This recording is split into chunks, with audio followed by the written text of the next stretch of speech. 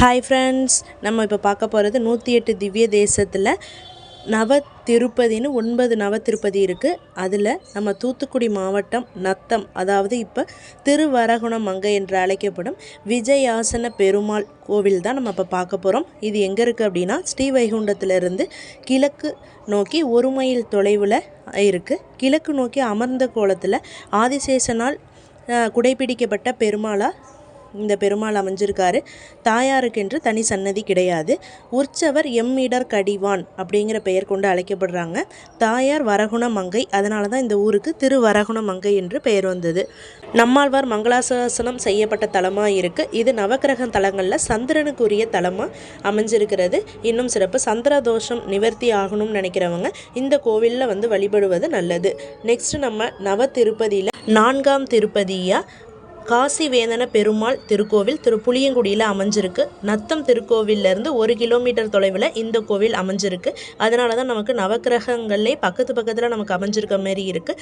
இந்த தலத்திற்கு வந்து வியாழன் நவக்கிரக தலமாக இருக்குது. இங்கே நவக்கிரக தோஷம் நீங்கும். இந்த தலத்திற்கு வந்து வழிபட்டா பள்ளி கொண்ட பெருமாள் வந்து இதில் காட்சி கொடுக்குறாரு. கிழக்கு நோக்கி நமக்கு அருள் பாலிக்கிறாங்க. இத்தலத்தில் வந்து லட்சுமியும் பூமி தேவியும் நாச்சியாரின் திருவுருவமும் எல்லாமே மிக பெரிய அளவில் பிரம்மாண்டம் இருக்குது. வேறு எந்த கோவில்லையும் இந்த அளவுக்கு பெரிய சிலைகள் வந்து கிடையாது. இங்கே என்ன ஸ்பெஷல் அப்படின்னா, பெருமாளின் திருவயிற்றிலிருந்து செல்லும் தாமரை கொடி வந்து சுவற்றில் உள்ள பிரம்மாவின் தாமரையோடு சேர்ந்து கொள்வது போல ஒரு அரிய காட்சி இதில் அமைச்சிருக்காங்க.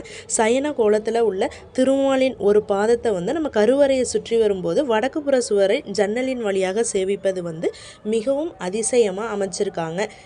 இந்த கோவிலில் வந்து நம்ம வழிபட்டோம்னா பல ஆண்டுகளாக நம்ம நிவர்த்தி ஆகாதன்னு நினச்ச காரியங்களும் கூட நடைபெறும். விரைவிலேயே திருமண தடையெல்லாம் நீங்கும் அப்படிங்கிறது நமக்கு நம்பிக்கையாக இருக்குது. நவ திருப்பதியில் நம்ம அடுத்ததாக பார்க்க போகிறது 7வது திருப்பதியான மாயக்கூத்தர் சுவாமி திருக்கோவில். இது பெருங்குளத்தில் அமைஞ்சிருக்கு.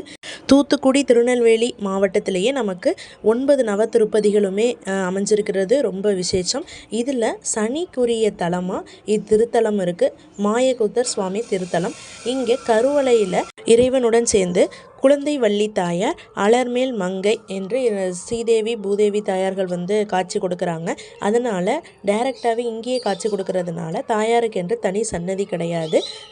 இறைவனை கோள்களை வர்ணிப்பது போல் இந்த கோயில்கள் இருக்கிறதுனால நவக்கிரக சன்னதிகளும் இல்லாமல் இந்த கோவிலில் வச்சிருக்கிறது ரொம்ப அதிசயமானது. ஏன்னா எல்லா கோவிலையும் நவக்கிரகங்கள் இருக்கிறது தான் சிறப்பாக இருக்கும். ஆனால் இந்த தலத்தில் நமக்கு நவக்கிரகங்கள் இல்லை. இது மேக்சிமம் நவ திருப்பதியில் எல்லாமே நவக்கிரகங்களுக்குரிய ஒவ்வொரு தலங்களும் வழிபட்டதாக நமக்கு வந்து ஐதீகமாக நமக்கு தலபுராணம் கூறுகின்றது. நவ திருப்பதிகளில் இப்போ நம்ம பார்த்துருக்கிறது 2வது 4வது 7வது நவ திருப்பதி பார்த்துருக்கோம். தொடர்ச்சியாக மீதமுள்ள நவ திருப்பதிகளையும் 108 வைணவ தேசங்களையும் நம்ம வந்து பார்க்க போகிறோம். நவ திருப்பதிகள்லையுமே 108 வைணவ தேசங்களும் அடங்கும்.